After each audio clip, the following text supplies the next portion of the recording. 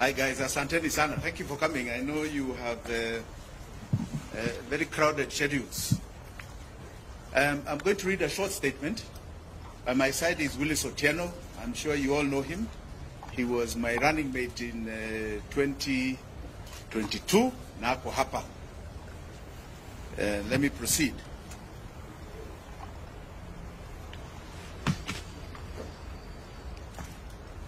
I don't care President Ruto is out of money to respond to the floods disaster. Dear Kenyans, today I am deeply saddened by the devastating large number of Kenyans who have died, injured, or have had extensive destruction to their lives during these flash floods. Equally, I am extremely disappointed with the inept and incompetent Don't Care Ruto, who has found it unnecessary to declare these floods a national disaster. This presidential indifference to the enormous human suffering of the Kenyan people is appalling and horrifying. A Don't Care Ruto must unequivocally apologize to the people for his contemptuously abandoning them. On behalf of myself and my family, I would like to extend my heartfelt condolences and sympathy to all the bereaved families and all those adversely affected by this unforgiving disaster. I stand in solidarity with you during this difficult time. Kenyans, in the last more than 72 hours of Kenya Kwanza government in action to set up and coordinate rescue and emergency services across the country, it has exposed a Don't Care Ruto as a government that is financially bankrupt. All Kenyans affected by this horrible disaster are entitled to receive full government assistance. After all, that is why we pay taxes, consistent with their urgent needs and priorities. A legitimate government is responsible for the safety and well-being of its citizens. That is the oath a don't-caring Ruto took to protect life and property.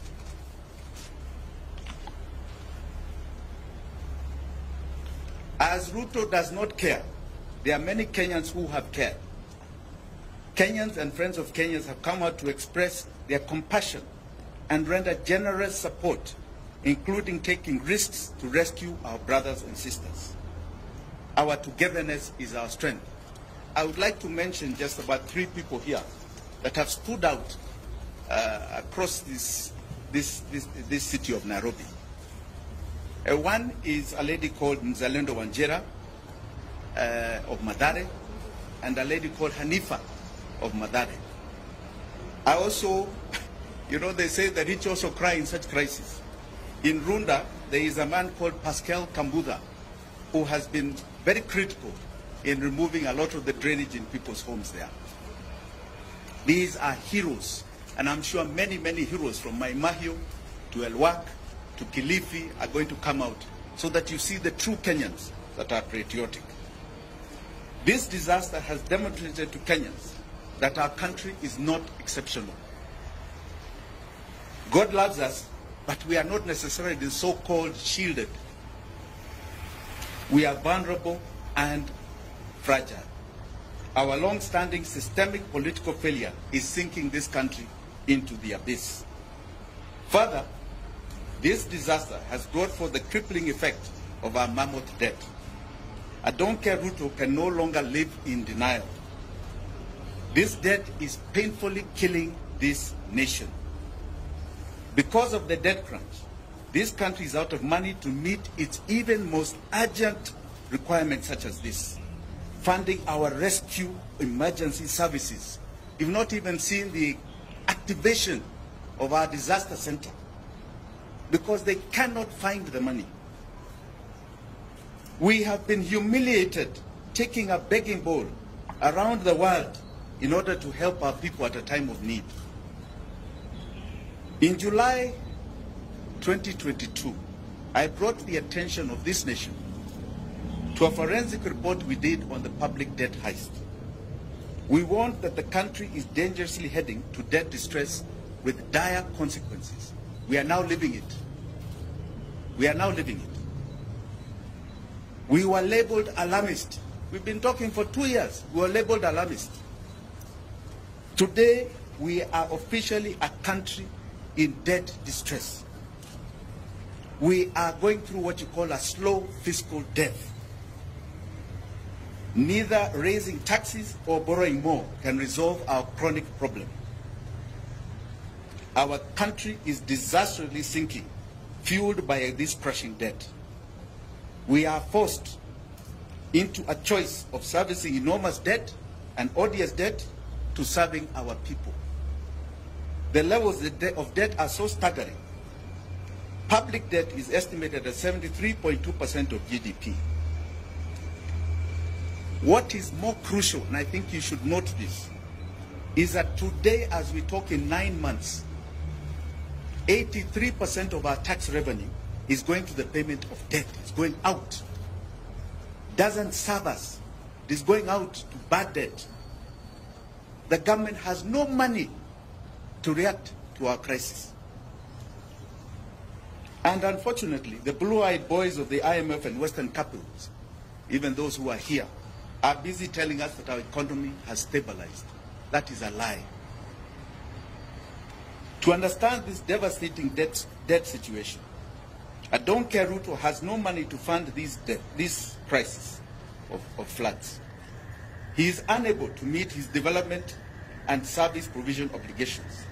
He cannot pay pensions to retirees. He is unable to make disbursements of constitutional revenue share to counties. You've seen governors complaining about no money to mitigate against this current disaster too. His funding education capitation has become a nightmare to him, forcing schools to charge exorbitant parents' fees. His pending bills, our don't care Ruto, pending bills are now over 1 trillion shillings and have completely overwhelmed businesses who are being shut down by auctioneers. Our public health system has literally collapsed due to callous failure to pay our doctors, negotiated and signed CBA agreement. I don't care Ruto must stop lying to Kenyans. Tomorrow, civil servants and workers are celebrating Labor Day with tears and bleeding hearts because of these crippling tax conditions. Kenya is officially under IMF economic and fiscal straitjacket. IMF has imposed toxic, irresponsible and harsh policy conditions that have only worsened the country's dire economic situation. While I don't care Ruto took a high-interest loan to avert a direct default on the 2 billion euro bond maturing in June 2024, this has only compounded the debt problem. The country already has debt distress that is sucking oxygen out of the economy. The expensive loan is partly resolve the threatening Eurobond crisis, only kicked the can down the road at a very high cost. Borrowed loans in excess of the next 2 generations to pay in violation of the Constitution. The only way out for Don't Care Ruto is to stay with his current painful fiscal and tax policies path, which is taking the economy to the grave. Alternatively, he agrees to what we have suggested over and over again, debt default, and kickstart a process of debt restructuring. In agreeing to default, I don't care Ruto will be breathing fresh space into Kenyans' lives. This will pave way for an independent, comprehensive forensic audit and investigation of public debt, and allow the country to agree on the necessary radical economic and government structural reforms. The sovereign debt challenge can no longer be treated as a movement of wagons of borrowing, spend and tax. This has to be established and contestably evidence of the fact of the real public debt. The sovereign people of Kenya must get a comprehensive picture of the nature of debt, what it was borrowed for, was it lawful, whether it was utilized for the purpose that it was borrowed, was there value for money, and the authorization to borrow the debt. Those who have been borrowing humongous loans without adhering to the Constitution and budget laws must be held individually and collectively liable. They must be paid. They must be made to pay this debt. In conclusion, Kenya's economic problem is a political problem. Please understand it. I don't care Ruto is the main problem. He ascended to power through political lying and deceit.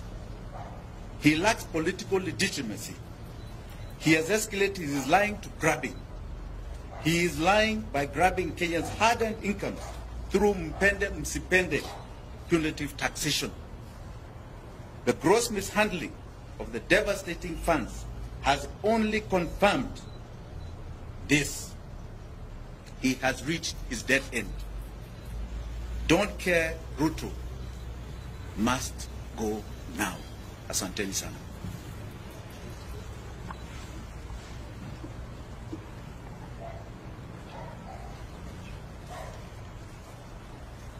I also would like to add that as a family, we have what is called the Minor Wanjigi Foundation that is giving a contribution to Red Cross to help those who are affected.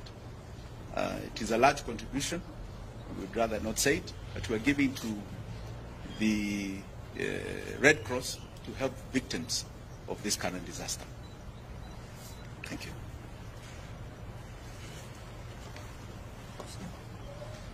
Any questions? No? Okay. Thank you. Until sir.